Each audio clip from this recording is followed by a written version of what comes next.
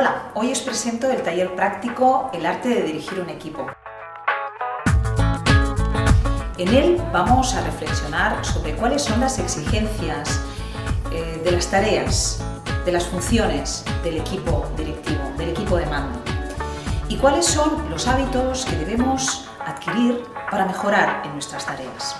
En este curso vamos a conocer las competencias de comunicación, de gestión de equipos, de negociación y de cuál es el estilo de liderazgo más adecuado para aplicar en cada una de las personas de nuestro equipo.